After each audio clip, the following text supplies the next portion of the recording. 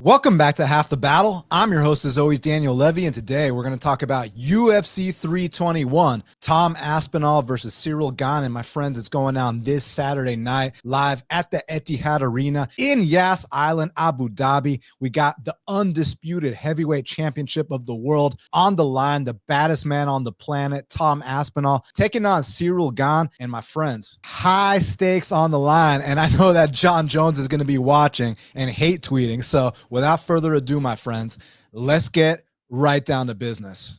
Because in this main event, we got the champ, Tom Aspinall. He's 15-3, taking on Cyril Gane, who's 13-2. Currently, they got it Tom Aspinall minus 400. The comeback on Cyril Gane is plus 300. So Aspinall's 32, Gane is 35. Aspinall's an inch taller at 6'5", but it's Gane that's going to have a 3-inch reach advantage at 81 inches of reach. So hell of a fight. This one's been a long time coming. I know that Aspinall asked for Gane many years ago, and now he's finally getting it. And I know the fans would have liked the Jones versus Aspinall fight, but listen, Aspinall made Jones retire without even fighting him. And then somehow, when Jones relinquished the belt, now all of a sudden he's back in the testing pool. How convenient. But my friends, this ain't about Jon Jones. This is about Aspinall and Gane, and what a matchup we got. Because the champ, Tom Aspinall, what a badass heavyweight champion we got. I mean, the dude moves like a little guy. His 1-2 has to be one of the best 1-2s in heavyweight history. He just goes out there and he knocks dudes the you-know-what out. I mean, to Sergey Pavlovich, which one doesn't simply do.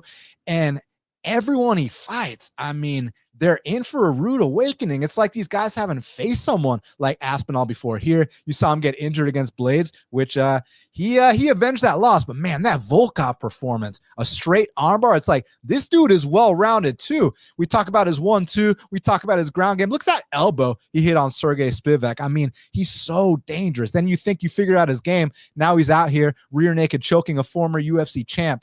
Got double legs as well, can pound guys out. I mean, literally, Tom Aspinall has the complete package. Here in his UFC debut against Jay Collier, he floored him with that 1-2. Now, here's where he lost on the regional scene via heel hook, which is kind of interesting because you know that Cyril Gane loves his leg locks. And I guess the big criticism of Tom Aspinall is actually not his fault, but the thing that people like to mention is this guy hasn't been past the round and a half mark, but that's not his fault. He's handling everybody accordingly. He's getting rid of everyone that's across his path. And I don't see signs that this guy's going to slow down. I mean, it's not like he goes balls to the wall. He seems super calm, collected, composed. And again, no one can last in there with him. So if Cyril Gane can extend him, I'd love to see it, but I'm not going to automatically jump to conclusions that automatically Gane wins if it gets extended. I mean, don't forget what happened in Gane's title fight against Ngannou. It was Gane that slowed down in the 3rd, 4th, and 5th rounds. Now, when you talk about Cyril Gane, just like Tom Aspinall, this guy's a big athletic heavyweight. Now, in that last fight he had with Volkov, man, a lot closer than the first fight he had with Volkov, I'll tell you that. Now, there are rumors about, you know, maybe he broke his toe or whatnot. And hey, he still got the split decision win. So you got to give him credit. He showed off some different areas of his game. But here, when he's 100%, I mean, standing hammer fist against Sergey Spivak. Now, the GOAT, Jon Jones, the former GOAT, tapped him out with that guillotine. Tai Tuivasa dropped him. But Gane showed that he can overcome adversity. Then he comes back to finish Tai Tuivasa after getting dropped early in that fight. In the early going against Francis, he had some stand-up success. But Francis had to resort to wrestling. And look at this. This costed Cyril Gane the belt. The guy drops for a leg lock deep into that fight when they're both tired, gives up position. And as a result, Ngannou got the belt. Now here against Derek Lewis, this is when Cyril won the interim belt. Nice elbow against Junior Cigano, rocks him and finishes him. And look at that heel hook against Dante Almeida, who wasn't invited to the gang fight. You know what I mean? Like, to see heavyweights going out there and getting these kind of submissions, you have to pay attention, especially for a guy who's primarily known as a striker. Now, in this matchup, I think that it's going to be interesting to see who the faster guy is. From what I can tell, I think it's Aspinall, but I'd say the more diverse striker is probably Gane. But man, I love everything about Tom Aspinall. I haven't picked against this guy yet, and I'm not going to start Saturday night. And all respect to Gane. I mean, listen, he's plus 300, so I understand how that price would be tempting for some people because you're getting a world-class fighter at a hell of a price. The only issue is you're going up against the baddest man on the planet. And I think that Saturday live at the Etihad Arena, Tom Aspinall is going to prove why he's the baddest man on the planet. And man, if he somehow loses this fight, oh my God, Jon Jones is going to be absolutely unbearable on Twitter. MMA gods, please do not let that happen. We cannot have Jon Jones acting like, see, he was never on my level. I mean, what were y'all talking about? We cannot deal with that bullshit, man. We need Aspinall to come out here and make things right. Now, is he going to do it as easily as Jones did? That remains to be seen. Is he going to get extended? That also remains to be seen. None of us have the answers to that, but I got to make a pick, and y'all know damn well who I'm picking. Tom Aspinall, and still the UFC heavyweight champion of the world. Next up for the strawweight championship of the world, we got Mackenzie Dern. She's 15-5, taking on Virna Jandiroba, who's 22-3. Currently, they got it Mackenzie Dern -155. The comeback on Virna Jandiroba is +135. So Dern is 32, which makes her 5 years younger than Jandiroba, who's 37. She's also an inch taller at 5'4", but she has a 1-inch reach disadvantage at 63 inches of reach. So for y'all that don't know, this is a rematch. These two fought many years ago. Dern won the first time, 29-28, unanimous decision, won the first and third rounds. But since that point, both of them have evolved big time. I mean, when you're talking about Jandiroba, she's on the biggest win streak of her career. She's beat some legitimate contenders in that division, such as Yan Xiaonan, and she's earned this undisputed title shot. Now with Mackenzie Dern, she's got a long history in Abu Dhabi, obviously dating back to her Brazilian jiu-jitsu career. But man, one thing that she's really done is her hands, they might not look, for pure boxing standards, they might not be there, but for MMA, they're really starting to translate. And when you start to fear her ground game, that's when she lets her hands go. And she's got some sneaky pop in those punches, man. Mackenzie Dern's come a long way. I really got to admit it. I mean, but she's always had pop in that right hand. Here she drops Amanda Bobby Cooper and chokes her out. Hey, who remembers the name Hannah Cifers? Look at that knee bar that Mackenzie hit on Cifers against Randa Marcos. Nasty armbar. Randa was a player back in the day. Now, here's some highlights from the first matchup they had. Listen, the striking ain't the prettiest thing you've ever seen, but it's pretty damn effective, as you can see here, man. I mean, like, she had Virna pretty shook by the end of that fight, and Virna didn't necessarily feel comfortable going to the mat with Mackenzie Dern. And one thing that Virna's always struggled with is that she seems to slow down deep into fights. So this being a 5-round fight could absolutely play into Mackenzie Dern's favor. You take down someone like Mackenzie Dern, she's going to have a nasty armbar waiting for you, but not necessarily in this matchup because, you know, Virna's got a high level of jiu-jitsu, but look what she does to lower level opponents. And here against Lupi Godinez, a lot of people were counting Mackenzie out, and Lupi's lucky that she didn't get armbarred in that spot right there. But listen, man, Mackenzie Dern, she's rounding out her game. We complain about how she doesn't have wrestling. There you saw her take down the wrestler in Lupi Godinez. So I like the fact that she's getting better. Here she gets hip tossed against Amanda Haqparast. Look at this sweep, man. Gets on top and then transitions to a nasty armbar and wins the rematch against Amanda Haqparast. Gets the tap against a Brazilian Jiu-Jitsu black belt. Very, very impressive stuff by Mackenzie Dern.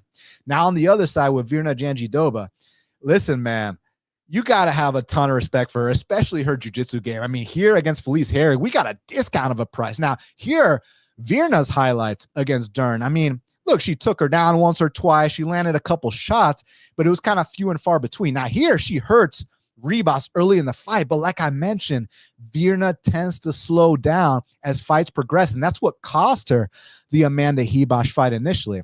Now, credit to Virna because she's obviously patched things up, hence the win streak she's on. And against these lower level girls, I mean, she's taking them down and she's having her way with them.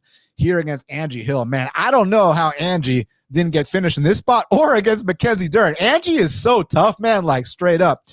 Godinez, both of them beat Godinez, and it was just the opportunistic moments by Virna Jandiroba that carried her through that fight and secured her that win. Nice knee tap takedown here against Amanda Lemos.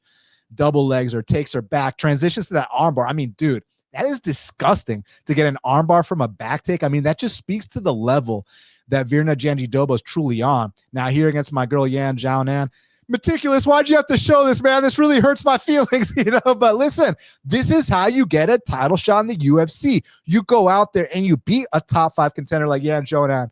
Hey, Yan, stop grabbing the fence, girl, you know? But listen, Jandiroba has earned that title shot here against Mackenzie Dern. But listen, historically speaking, the person that won the first fight tends to win the rematch, especially when there's such an age gap. Now, I know I've said that before, and Poatan went out there against Ankalaev and proved me dead wrong, but I think this is a completely different matchup. And it's like, when you think about Jandiroba's biggest strength, is she going to come out here and tap out someone like Dern? I highly doubt it. Is Dern going to tap out someone like Jandiroba?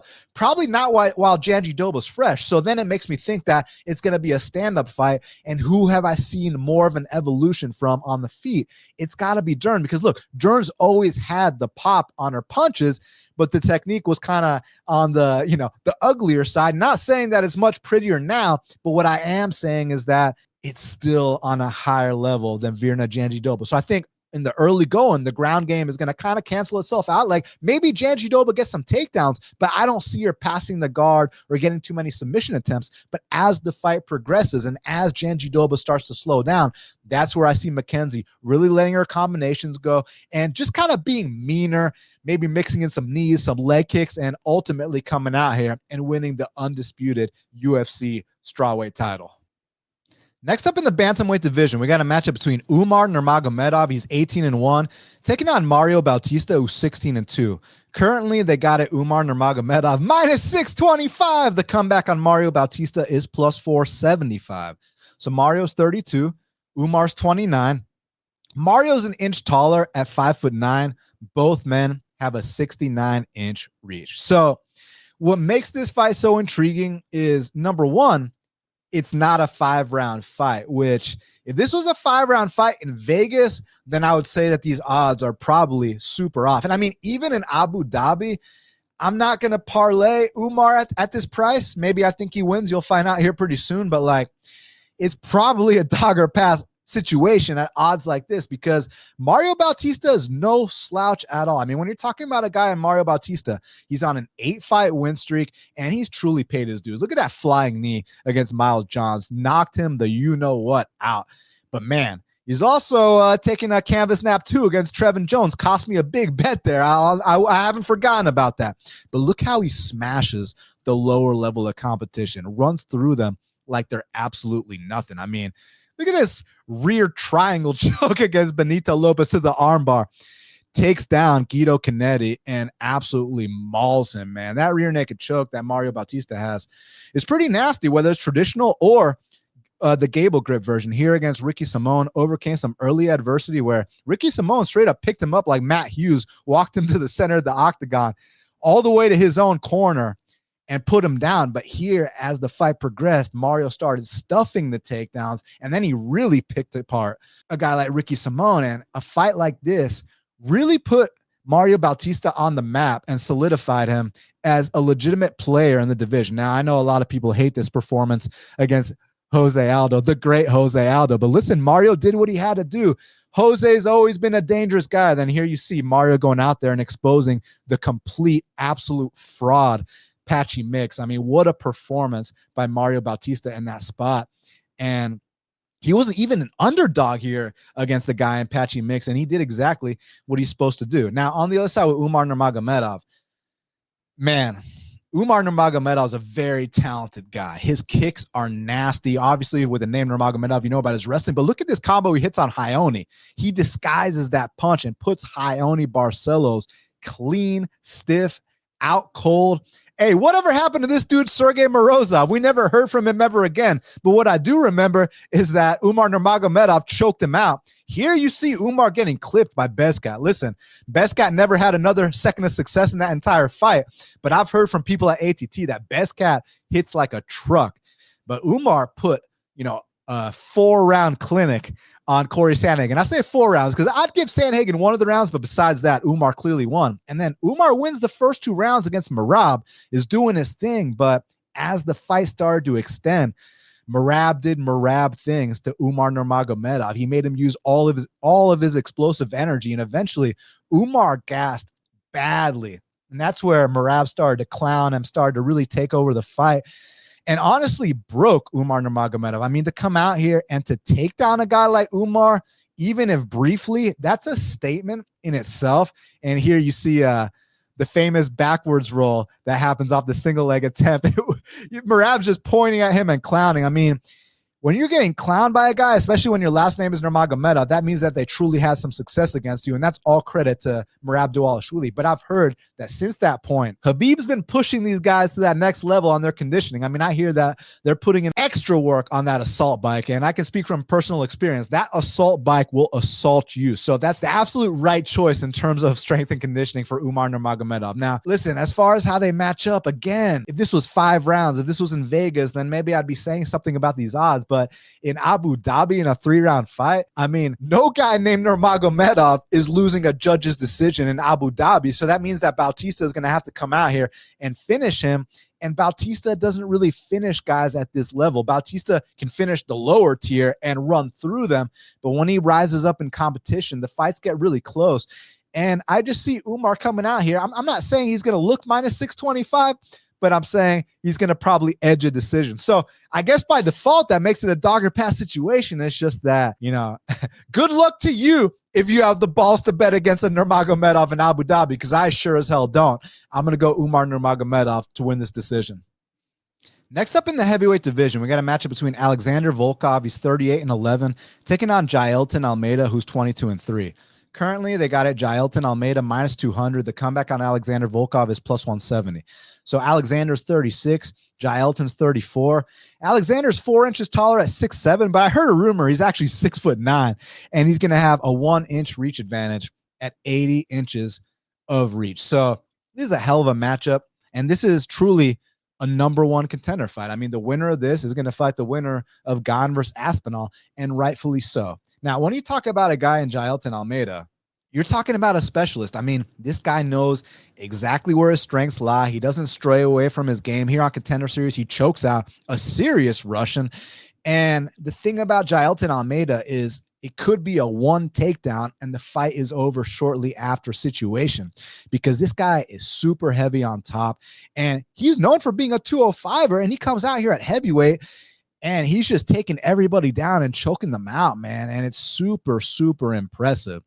And here against the Pleasure Man, I mean, look at that rear naked choke, man. It does not matter who you are. Y'all remember Shamil the Big Meal? Shout out to my boys, the Chronic Combat Conversations, for giving him that nickname. Yo, but remember Shamil here. Hey, he's doing the little Dagestani handcuff to the Dagestani. I mean, Jailton's super impressive. Now, as he steps up in competition, hey, I was at this fight against Jairzinho Rozenstruik. Shout out to my boy Dan for hooking me up with these tickets. It was a 1 takedown, and the fight is over shortly after situation. Now, Blades, this one was unfortunate. Look at all these shots. 1, 2, 3, 4, 5, 6, 7, 8, 9, 10, 11, 12. I mean, hey, I can't call Jailton chinny, man. He ate a shit ton of strikes in that spot, but look how he bounced back. Takes down a guy in Romanov and chokes him out. I mean, dude, it doesn't matter if it's a gable grip rear naked choke, a traditional one, but here against Spivak, he overcame adversity. He showed off his hands. He rocks Spivak with that right hand, gets on top of Spivak and pounds him out. Like, I saw a big improvement in Jailton's stand-up in that fight.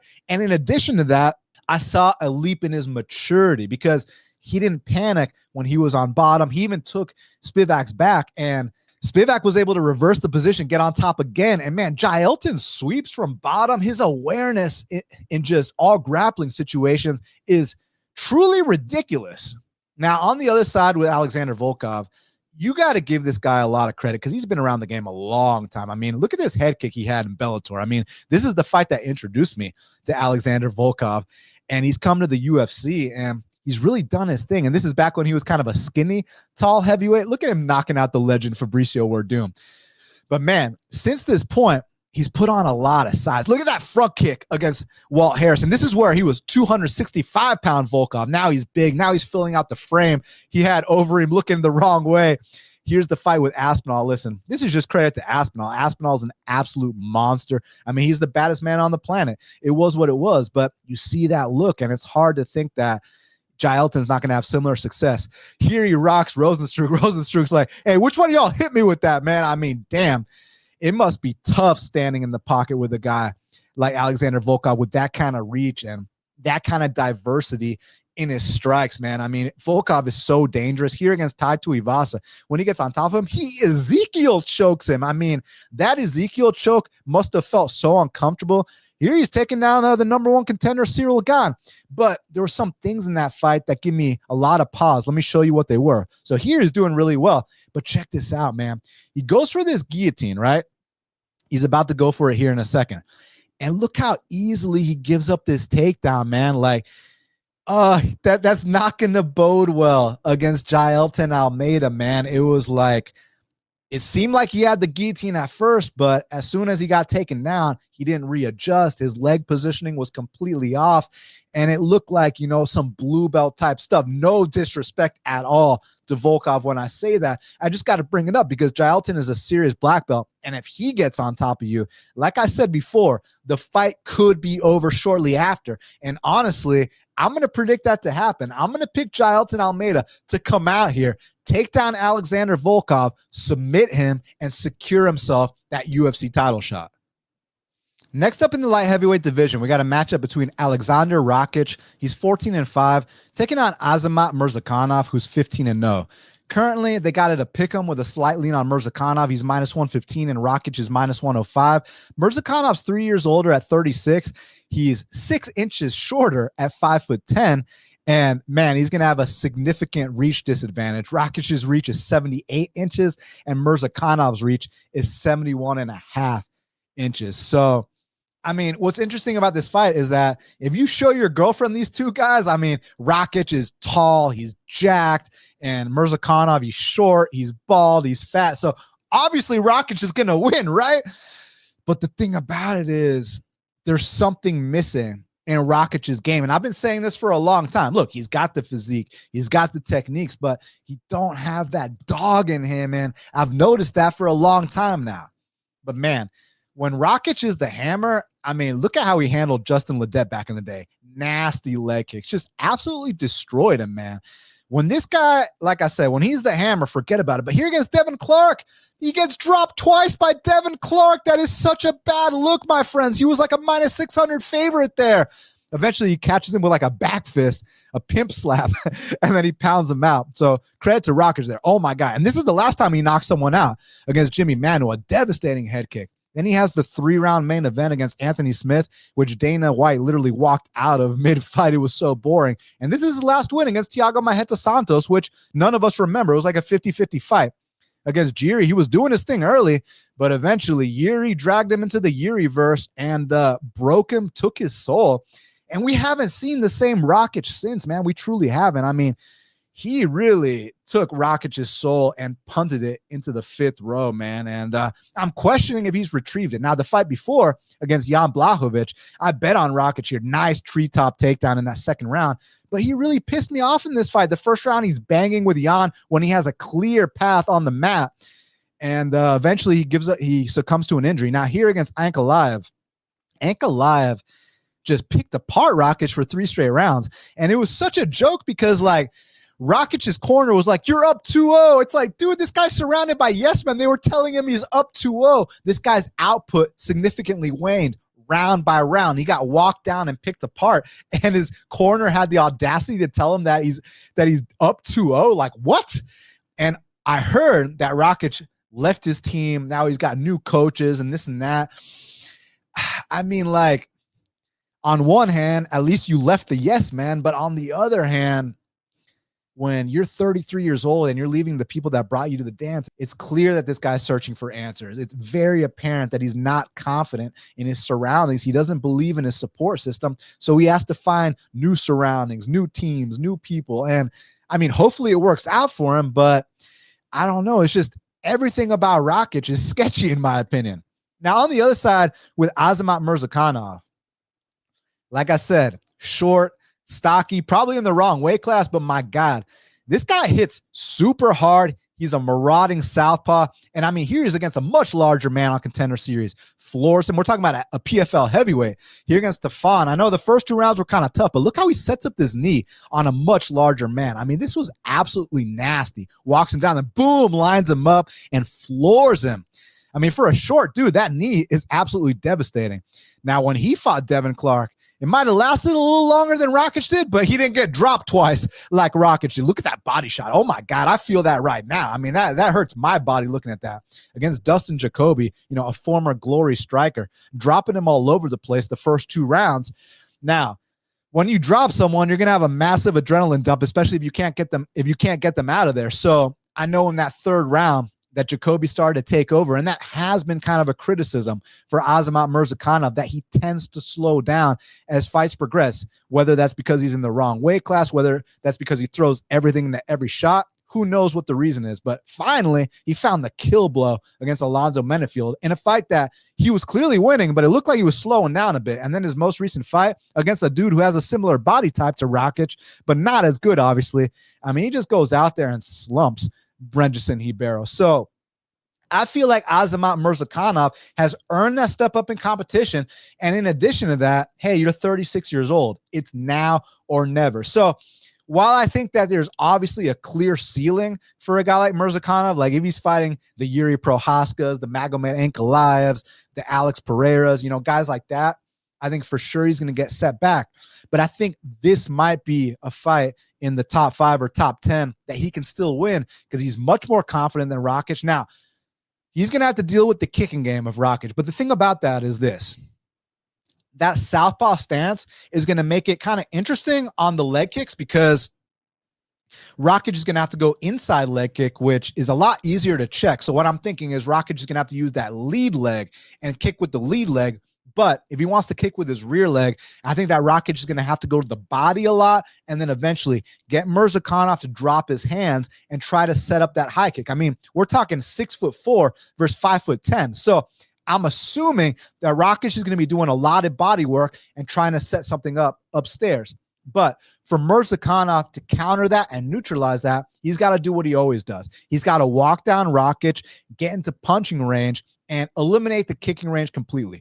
Make the octagon feel small for Rakic. Get him behind that black line where Rakic can't get off on his kicks. And if Murzakanov, big if, but if Murzakanov can successfully get this into punching range for the majority of this fight, I think that he can hurt Rakic. I think he can floor Rakic. And I think Saturday night in Yas Island, Abu Dhabi, I think he can come out here and knock out a somewhat unconfident Aleksandar Rakic. So this is the biggest step up in competition that Murzakanov has ever had, and it's not going to surprise me if this goes either way.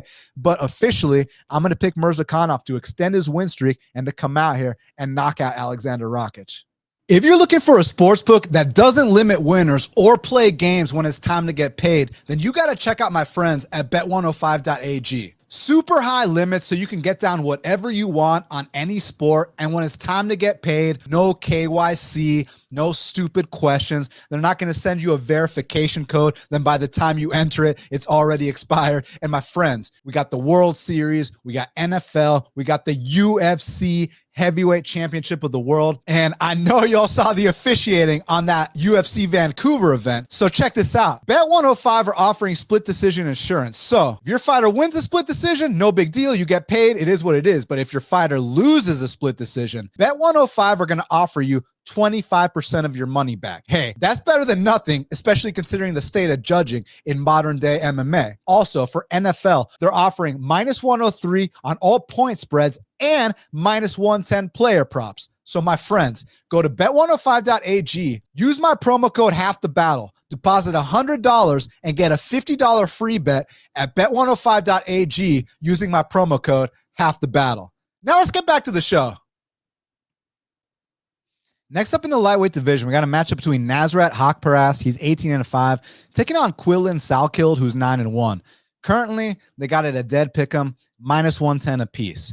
So Nasrat's 30, Quinlan is 25. Quinlan's a little bit taller at 6 feet, and he's going to have a 3-inch reach advantage at 75 inches of reach. So, man, hell of a matchup. I mean, UFC must be pretty impressed with Quinlan Salkilld if they're testing him to this extent in only, his second UFC fight. But I got to tell you what, there's a lot to like about Quinlan Salkilld. But first, let's talk about the established UFC veteran, Nasrat Haqparast, who's been in the UFC since he was just a kid. My favorite thing about Nasrat is that left hand.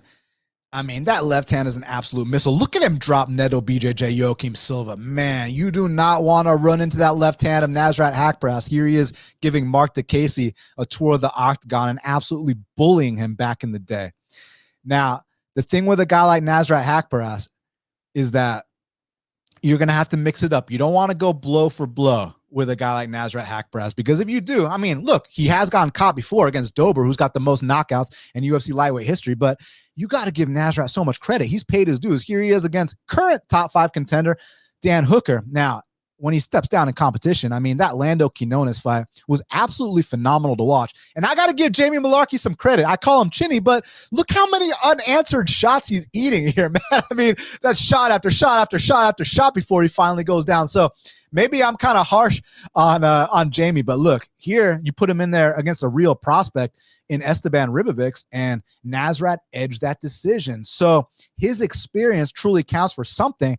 And in addition to that, that left hand is something that you absolutely must respect. Now, on the other side with Quinlan Salkilld, he brings something kind of special to the table, man.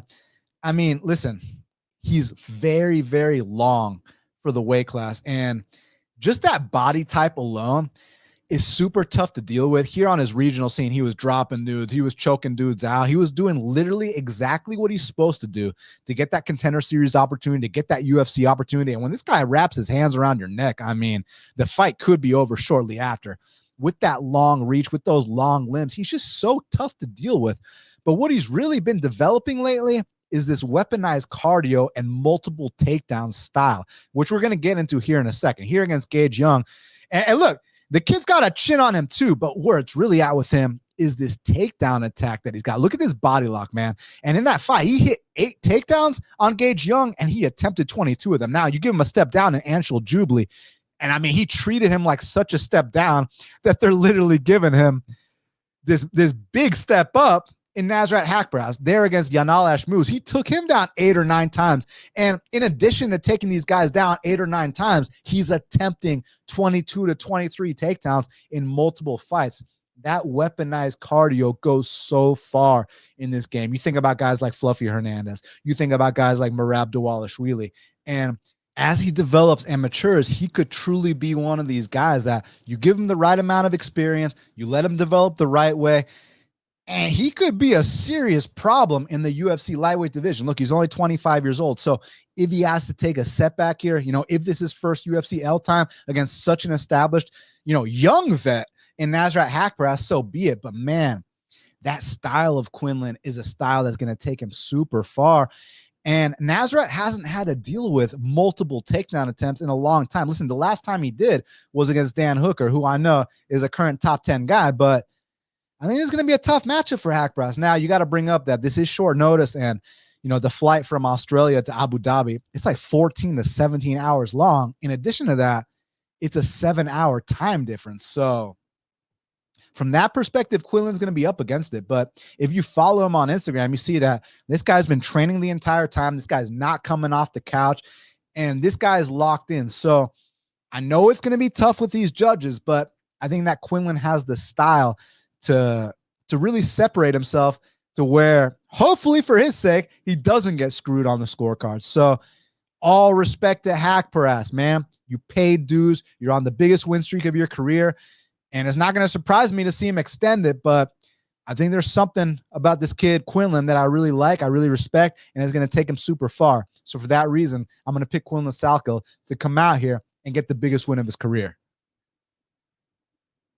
Next up in the middleweight division, we got a matchup between Ikram Alieskerov, he's 16-2, taking on Jung Young Park, the Iron Turtle, who's 19-6. Currently, they got an Ikram Alieskerov minus 225. The comeback on the Iron Turtle is plus 190. So the Iron Turtle is 34, Ikram's 32. Ikram's 2 inches taller at 6 feet, and he's going to have a 3-inch reach advantage at 76 inches of reach. So kind of like I mentioned earlier with the Umar and Mario Bautista fight, I feel like if this fight was in Vegas and this was like a 5-round Apex main event, then I might have a completely different take than, you know, this being a 3-round fight in Abu Dhabi. So I feel like y'all know exactly where I'm going with this. Now, let's break down both guys. I mean, when you talk about the Iron Turtle, I mean, look at that dance, man. This guy is such a gangster. I mean, who doesn't love the Iron Turtle? If you don't love the Iron Turtle, you don't love me. No, I'm just kidding. But the Iron Turtle is the man. And look, he might not be the most powerful guy. He might not have that one-hitter quitter, but you start to slow down on a guy like the Iron Turtle, and he will absolutely pick up the pace on you, drag you into those deep waters. break you, finish you. I mean, whatever it takes. So the Iron Turtle is absolutely someone to be respected. And I mean, he's gone out there against Russians before, as you see here against Albert Duraev. He broke Albert Duraev, man. I mean, literally walked him down and started going full Korean Diaz, bro, on Albert Duraev. Broke him to a point where, I mean, I've never seen Albert Duraev like this before. I've seen Albert lose some fights, but never tapping out like that, man. Like, damn. Then here against Brad Tavares, Brad has a reputation for having some of the best takedown defense in UFC history. Chris Weidman could not take down Brad Tavares. Now here you see the Iron Turtle taking down the guy with the legendary takedown defense in Brad Tavares more than once. So Iron Turtle has all my respect. I mean, the guy is a cult favorite, and for a very good reason. Now on the other side with Ikram Alieskerov, I think that he's a legit Dagestani prospect. Now here he got caught by Khamzat Chimaev, the current champ. He's got a weakness for the uppercuts. Both times he's gotten finished have been by uppercuts. But man, when he's doing the finishing, look how he steps over the head with that Kimura. And here against Phil Haas, listen, I know it's Phil Haas, but look how nice this 1-2 is. Bink. I mean, just literally folds him. Here against Warley Alves, I like the timing of this knee. Look, boom. Sends his head flying back. And his finishing instinct is right up there, man. So when Ikram Alieskerov has you hurt, boy, will he swarm. The issue is, might be kind of on the chinny side, or is it just credit to guys like Khamzat Chimaev and Robert Whittaker, who are, you know, champions and former champions, you know, guys who have been there, done that. But when you give them a step down in competition like Muniz, who, by the way, beat the Iron Turtle and took down the Iron Turtle 11 times, look how Ikram Alieskerov handled business. So what makes this so intriguing, and I think that a common narrative going around, is what happens if this goes past round one? Because look, Alieskerov has won some fights that have gone past round one, but stuff has gotten kind of sketchy, whether we're talking about the fight against the South African guy that, you know, fought Dylan Budka in Contender Series. I forget the dude's name. Oh, Chad Hanekom. Or we're talking about the fight against Nashan Burrell. Hey, speaking of Nashan Burrell, did y'all ever see that fight with MVP and Nashan Burrell in Bellator? I remember in the pre-fight promo, MVP's hilarious. He's like, you want to punch me? Nah, Sean. You want to kick me? Nah, Sean. And Ikram definitely slowed down, but at the same time, this was a long time ago. But since that point, he's a lot more mature. He's a lot more experienced. So hopefully this time around, if he cannot get the Iron Turtle out of there early, I'd like to see how Ikram does in an extended fight. Now, if this was in Vegas, like I said, in a 5-round Apex main event, then I'd probably be saying that Ikram's first round KO or bust. And hey, Iron Turtle has been KO'd before. I mean, you know that RoboCop put him down after a hell of a fight, but he still did that. Here in Abu Dhabi in a 3-round fight, it could be a situation where Ikram wins the first round, second round's 50-50. Park breaks him in the 3rd round. And then all 3 judges see it 30-27, declaring the winner by unanimous decision, Ikram. You know what I mean? So that's what you got to worry about. Now, I understand people taking the shot on Park. He's seasoned. He's experienced. He's paid his dues. He's flat out in his prime. Like, shit. You're getting a good price on a good fighter. I wish this was an Apex main event for Park's sake. Now, it might not even matter. That remains to be seen, but I just feel like I got PTSD from that Vancouver card. Like, with the officiating there, like, who knows if it's even going to carry over to Abu Dhabi. Maybe it doesn't. Maybe this is recency bias talking. But because we're in the desert, I'm going to take the guy with the OV as the last 2 letters of his last name. And I'm going to take Ikram Alieskerov. But if this fight goes past round 1, stuff could get sketchy. Next up in the lightweight division, we got a matchup between Ludovit Klein. He's 23-5-1, taking on Mateusz Rebecki, who's 20-3. Currently, they got at Ludovit Klein -150. The comeback on Mateusz Rebecki is +130. So Ludovit Klein is 30. Mateusz Rebecki is 32.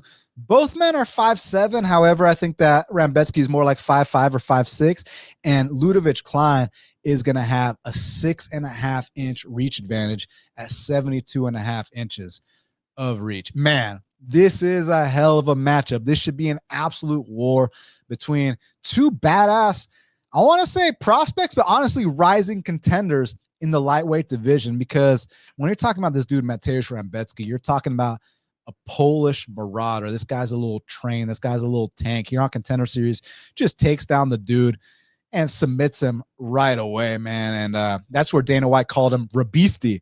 Here against Loic Radzhabov, who's no joke at all, legit top 30 guy. You see Rebecki just making his presence known and going out there and bullying a guy who doesn't often get bullied. And then you see the skills here against Roosevelt Roberts. Hey, you sleep on his ground game, Rebecki might have something waiting for you. But when he stepped up in competition against Carlos Diego Ferreira, hey, he did good early, but as the fight started to progress, he slowed down drastically, and he absorbed an insane amount of damage in the latter half of that fight. But the thing about it is, Carlos Diego Ferreira had to go through some stuff to get to this point that you see here. But eventually, Rebecki death gassed, and he got pounded out badly in that fight. Now here against Oralby, man, you know, I cashed like a plus 260 on Mateusz Rebecki in that spot. I mean, the odds were just simply off. I didn't know who was going to win. I just knew that I should have been lying closer. But man, he goes to war every single fight. Here against Chris Duncan, this was only 2 months ago. I mean, I feel like Rebecki has a fight of the year contender every single time he fights. And while he may have lost this fight, I mean, he went balls to the wall. He went toe to toe for 15 straight minutes. And you can't help but tip your proverbial cap to a guy like Mateusz Rebecki, who consistently puts on the kind of fights that the fans want to see. Now, on the other side with Ludovit Klein, they call this man Mr. Highlight because outside the UFC, look at these head kick knockouts he had. He had head kick knockout after head kick knockout. Now, he's only had one of those in the UFC, and it was actually in his debut against Shane Young, and I cashed a plus 110 on Ludovit Klein here against Shane Young. Since that point, he hasn't really knocked anyone out, but he put together a massive win streak ever since he moved up to lightweight. I know he recently got set back, but the thing about it is Ludovit Klein is ultra talented. He's athletic. He's well-rounded. And I feel like he's still putting his game together a bit, but you see these flashes of brilliance from time to time. And he's beat some really good guys like Ignacio Bahamondes, like Mason Jones.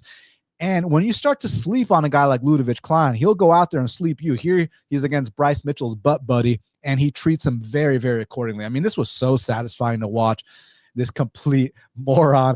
I mean, you're wondering why this guy doesn't have a brain. This might be part of the reason. Now, here against Thiago Moises, I mean, Thiago Moises never looked the same ever again after this fight. Now, I got to give Rebecki credit. He looked better against Roosevelt Roberts than Ludovit Klein did, but styles make fights. Now, against Gamrot, the initial takedown defense was good, but eventually Gamrot was able to chain together the takedowns with that very unique low single style and get to Klein. And the issue I had in that matchup was when Klein got taken down, he couldn't get back up. It was almost like, life alert, help, I've fallen and can't get back up. I've heard a narrative going around that, you know, Klein can't beat someone if they're a dog. Klein can't compete in a dog fight and this and that.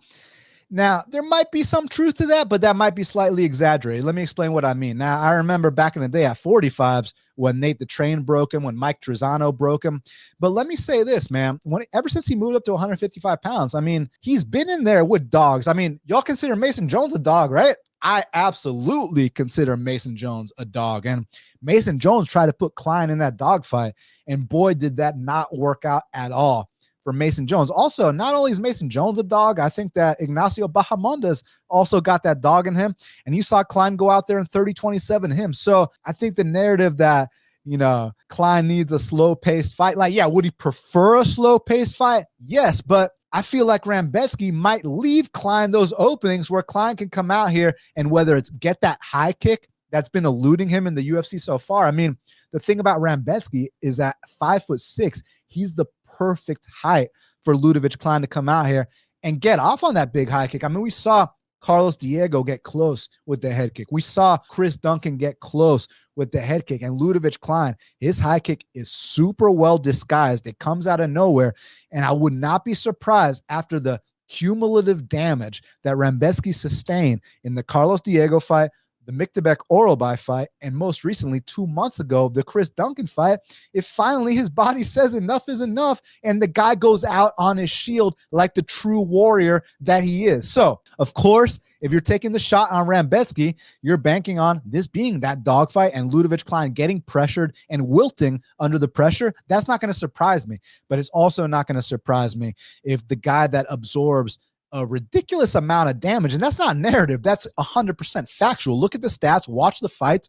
Every single time his face is a bloody mess, his eye is closed. It's like there's only so long you can fight with that style. And the thing about it is I want a guy like Rebecki to take a nice 6 months to a year off after a fight like that Chris Duncan fight. 2 months later, you're back in it? I don't know. I think this might be a good spot for Ludovit Klein to get back on track, and I'm going to pick him to come out here and actually high kick knockout the ultra tough Mateusz Rebecki. Next up in the lightweight division, we got a matchup between Abdul Kareem Al-Selwady. He's 15-4, taking on Matheus Camilo, who's 9-3. Currently, they got it a dead pick'em, -110 apiece. Al-Selwady's 30 years old. Camilo's 24.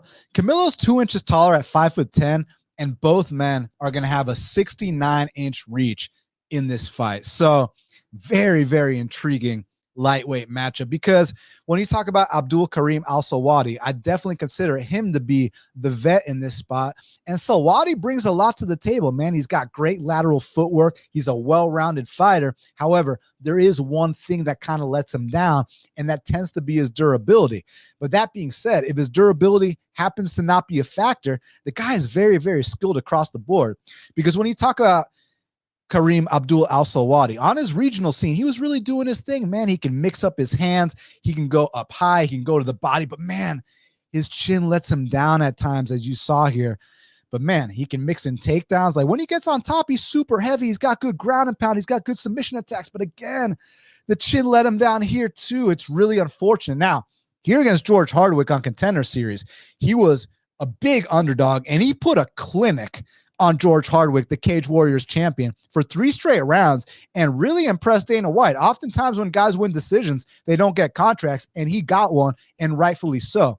In his UFC debut against Loic Radzhabov, it was 1-1 going into round 3, and man, he got caught again. So the thing with Al-Selwady is, like, he really brings a lot to the table. It's just, I just wish, man, if he had a chin, I wouldn't even be questioning my pick in the spot. Now, let's talk about his opponent, Matheus Camilo. So Matheus Camilo, he's only 24 years old. He's got the physique, and he's a well-rounded guy. Look, he's got a nasty triangle, but he's mostly known for his striking game. But that triangle is absolutely disgusting, and he almost got it in the UFC debut. But, man, like we talk about Selwady's chin, with Camilo, his weakness is that submission defense. Here you see him getting tapped up by my weed dealer, a white dude with dreadlocks, but oh, man, big knockout in that fight we just saw. And if he touches Al-Selwady on the chin, the fight could be over shortly after. The thing is that he's probably going to be losing the minutes up until that point. Look, the kid's super talented. When he puts it together, he looks great. It's just that there's a lot of moments of inactivity in his fights, and I feel like he's kind of going through a maturation process. Here against Gabe Green, he was kind of doing his thing early, man. He starts to set up the triangle choke here, mounted triangle, goes to his back. It looks like, okay, we've gotten this before. We're about to get it again. And when Gabe Green finally got out of the triangle, that took the fight completely out of Matheus Camilo, to the point where, I mean, he quick taps. He's getting ready to tap before the choke's even locked in, and he taps right away. So they both got clear weaknesses. You know, with Camilo, any sign of adversity, you put your arms around this guy's neck, he's quick tapping. Like I said, my weed dealer tapped this guy out, a white dude with dreadlocks. That's about as bad as it gets. But with Al-Selwady, man, I just wish that his durability and his chin were just a little bit better. So that makes this such a tough fight to call. And I think that the odds reflect exactly what I'm saying. So I think this is a situation where Al-Selwady, he's going to be switching stances. He's going to be ripping some big kicks. But the longer he stays standing, the more of an opportunity he gives to Camilo to land on that chin. However, if Al-Selwady can get some takedowns and some top control, he might be able to break a guy like Matheus Camilo. So, man, this is a really, really tough fight to call. I really don't know. Like, I could see it legitimately going either way. And normally in these instances, I flip a coin. But you know what? I'm going to give a pick without flipping a coin on this one. And I'm going to go Al-Selwady. Listen, as long as he does not get knocked out, I think he's got a great chance to win this fight, especially in Abu Dhabi, man. I mean, technically, this is a home fight for Al-Selwady and not for Camilo. But again, Camilo, at only 24 years of age, he could be making big improvements. He could come out here, be the best version of himself we've ever seen. And also, it might just take one shot to put out Al-Selwady. But if Al-Selwady can just keep that high guard, stay on his bike the entire time, use that lateral footwork, and just move, I think he might be able to weasel one here. So it's a reluctant pick because they both got clear weaknesses, but I'm going to go with Selwady to win a decision in Abu Dhabi. Next up in the heavyweight division, we got a matchup between Walter Walker. He's 14-1, taking on Louis Sutherland, who's 10-3. Currently, they got it Walter Walker minus 335. The comeback on Louis Sutherland is plus 275. So Louis 31, Walter's 27. Walter's 3 inches taller at 6'6", and he's going to have a 2.5-inch reach advantage at 78.5 inches of reach. So interesting matchup because both of them were supposed to fight recently, but Walter Walker's opponent, Muhammad Usman, tested positive for elevated levels of testosterone. But to his credit, everybody's got elevated levels of testosterone compared to a leg lock guy. And in Louis Sutherland's case, Justin Tafa wasn't going to make the heavyweight limit and subsequently got released from his UFC contract. So now they meet in Abu Dhabi, and it's an interesting matchup because when you talk about Walter Walker, he drops his UFC debut to Rebecki, which I can't defend it. I know that no one's exempt from that first UFCL, and I know that a lot of people pull stunts in their debuts, but Rebecki is one of the worst to ever do it. And the fact that he lost to him going forward, no matter how many times you heel hook these guys, I'm going to remember that. But since that point, this guy goes out there and he breaks the record for the most consecutive heel hooks in UFC history. Just tap out after tap out after tap out, just ripping dudes' legs off. And that this guy's a specialist in that department. It's interesting because on his regional scene, he was kind of like a lay and pray guy. He's Johnny Walker's brother. He fights nothing like Johnny Walker. No flying knees, no spinning attacks. No, this guy was a lay and pray guy on his regional scene. Now he's a heel hook artist in the UFC. Now on the other side with Louis Sutherland, this guy is a Scottish brawler. And shout out to my people, shout out to my friends in Scotland, man. I went to Scotland when I was a kid, and one of the most amazing places I've ever been to in my life, the castles. And also, if you go there for Halloween, they got an incredible festival that you got to check out if you're ever in the area. So I'll always have a soft spot for Scotland. And Louis Sutherland, man, he's kind of on the fatter side for a heavyweight, but he's a little deceptive. You start to think that this guy's just some fat ass, and he goes out there and he sleeps fools. So he's super fun to watch. He's a brawler. He's down to throw down. And if he can keep this fight standing, I think he's got a great chance to win. It's just that it seems like at this kind of mid to lower tier, Walter Walker is going to do his thing against these guys, especially now that he's starting to feel more comfortable inside the octagon. He's starting to feel like he belongs. Because I say he should walk through the lower to mid tier, and then you see Rebecki beating him. So I can't lay no minus 335 on a guy that lost to Rebecki, but as a pure pick, I'm going to take Walter Walker to win this fight and possibly collect another leg. Next up in the featherweight division, we got a matchup between Jose Delgado. He's 10-1, taking on Nathaniel Wood, who's 21-6. Currently, they got it Jose Delgado minus 140. The comeback on Nathaniel Wood is plus 120. So Nathaniel Wood is 5 years older at 32, and he's going to be significantly shorter at 5'6", and he's going to have a 4-inch reach disadvantage at 69 inches of reach. So, man, hell of a matchup in the featherweight division because they call Nathaniel Wood the prospect, but in reality, it's Jose Delgado now that's the prospect, and Nathaniel Wood is the veteran. And when you're talking about a guy, Nathaniel Wood, you have to give this man his flowers because you talk about paying dues, you talk about Nathaniel Wood. This guy's such a seasoned vet. He's been in there with some of the best guys in the world. Look at this Darce choke he hits on Johnny Eduardo back in the day, man. Absolutely disgusting.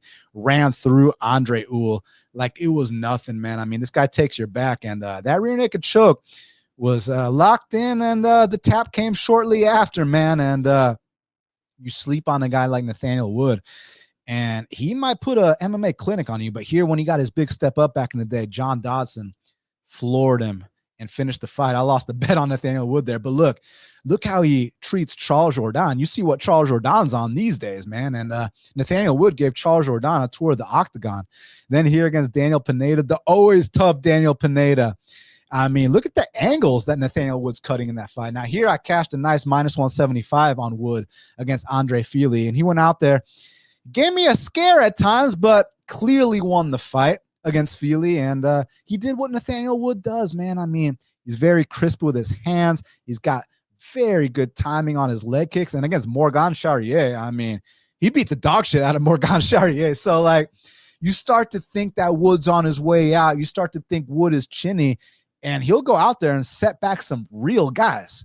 Now, on the other side with Jose Delgado, this guy is super tall for the weight class, and he is a balls to the wall fighter. I mean, this guy just goes out there and puts people away. I mean, he's absolutely nasty. He's devastating. Punches and bunches, big knees, high kicks, and he can mix in some takedowns too. You sleep on this guy's ground game, and you're going to be eating some big elbows. You're going to have to deal with his submission attack. The thing about him, look at that. Look at this body lock takedown, man. I mean, he doesn't stop. That's the thing about Jose Delgado, man. From the second the bell rings to the second he gets you out of there, this guy's going non-stop for the finish at all times. And that's why the fans love him. Look at that knee that Ernie Juarez ate. Man, where's the ref at? Dude, stop the fight, you know? And then the poor Connor Matthews had to get matched up. Hey, you want to be in the UFC? You got to accept this fight against Jose Delgado, you know? The UFC is brutal. Then Hyder Emil, an undefeated fighter, a durable guy, just knocks him out right away with a knee in like the first 30 seconds. So, man, Jose Delgado is an absolute problem. And I like the fact that he's not undefeated. He's already tasted defeat on his regional scene. He knows what it's like to get embarrassed. He knows what it's like to be dropped. He knows what it's like to be grinded out. And he trains out of a great camp at the MMA Lab. Now, Nathaniel Wood's game historically lives and dies by his success with the leg kicks. And the thing about that is Delgado training at the MMA Lab. I mean, you know that the MMA Lab was one of the gyms that brought the calf kicks to the forefront in the UFC with Benson Henderson. I mean, Benson Henderson literally introduced the UFC to the calf kick game. So Delgado's got looks like that. He's got Mario Bautista with him. He's got Marcus McGee. So he's training with the right guys that can possibly emulate Wood and just give him those high-level looks that he needs to evolve fight by fight. Now, as far as some narrative goes, apparently this is the last fight on Wood's UFC contract. And in addition to that, he posted on social media that this is his last year fighting, that he's going to retire at the end of this year. So listen, man, I don't think that means that he's not training hard by any means. Of course not. I mean, the guy is a consummate professional. He always shows up. He always makes weight, and he always comes to fight. But anytime fighters mention that R word and talk about retirement, I mean, it's in the back of your head that you're starting to move on to greener pastures. You're starting to look for something else. And I don't blame him. I mean, he's had a long ass career, and it doesn't seem like the rankings or the title is anywhere in sight. So he's kind of just becoming a gatekeeper. And I feel like the UFC are taking kind of a gamble on Delgado here. They're being like, listen, let's test you out. You've proven that like you're a clear level above these kind of top 50 guys like Hyder Emil, who Hyder Emil set back William Gomes. Like Hyder Emil is no slouch at all. And it wasn't even like a 50-50 fight. Delgado just ran through him like it was nothing. When you run through guys in the fashion that Delgado's running through guys, that's what earns you a big step up in competition. So if this is a vet lesson, then I completely get it. But man, I think that I want to roll the dice on the prospect Delgado here, not the prospect Wood, the prospect Delgado. I think that he is the goods. I think that he brings a certain level of violence to the featherweight division. I think his size is going to be super tough to deal with. And when you look at Wood fighting against guys with similar statures, you look at the Feely fight. Listen, Feely had a lot of success in that fight, but you know that Feely's kind of on the chinnier side too. So Feely gave it, but Feely couldn't take it. I think that Delgado can give it and can take it. So yeah, there's questions about certain things. Like for example, in that Contender Series fight, he was going balls to the wall to the point where he definitely was gassed after round one, but those are the experiences you learn from as a young fighter. I'm glad that it happened on Contender Series and not in the UFC, because now you learn from that. You get more composed every fight, and you come back a little bit more mature, a little bit more experienced, and now it's all culminating to this big test against the toughest guy he's ever fought in Nathaniel Wood. But honestly, from what I can tell, I think that Jose Delgado's ready for this test. It's going to be a tough fight. Wood is very, very good, but I think at some point in this fight, Delgado can hurt Wood. And also, I think if Delgado gets on top of Wood, there's a big size difference in this fight. You guys got to remember that Wood's a former bantamweight. So oftentimes I like to take the more experienced guy, especially at dog money, but he's significantly smaller. He gets hurt every fight, and now he's talking about retirement. So I know that's a little narrative based, but I really like what I see in Jose Delgado. I think he's legit. So for that reason, I'm going to pick Jose Delgado to pass the biggest test of his career. Next up in the heavyweight division, we got a matchup between Hamdi Abdelwahab, he's 6-1, taking on Chris Barnett, who's 23-9. Currently, they got it. Hamdi Abdelwahab minus 450. The comeback on Chris Barnett is plus 350. So Hamdi Abdelwahab is 32. Chris Barnett is 39. That means he turns 40 his next birthday. Holy shit.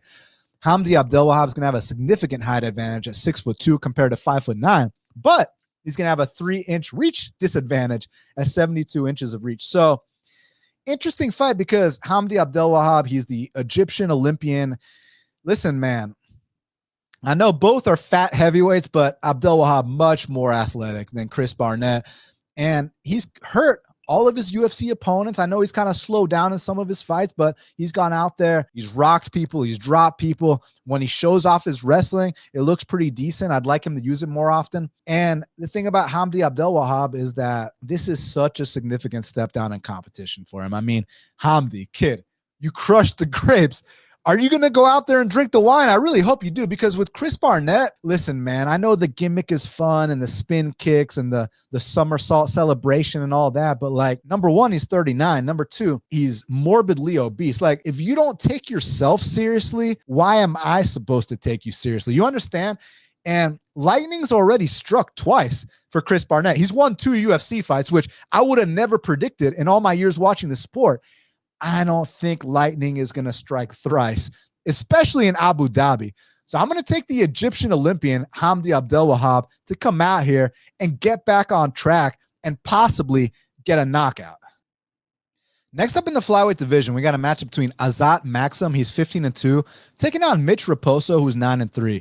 Currently, they got it Azat Maxim minus 400. The comeback on Mitch Raposo is plus 330. So Azat is 30, Mitch is 27. Azat is 2 inches taller at 5'7", and he's going to have a 6.5-inch reach advantage. Excuse me, a 5.5-inch reach advantage at 70 inches of reach. So, man, I'm happy for Azat Maxim because the guy has literally had no easy fights in the UFC. I mean, he makes his debut against Tyson Nam, who is a seasoned vet and one of the hardest hitters in the flyweight division's history. Then he takes on Charles Johnson and almost knocks him out in that first round. But you know the deal with Charles.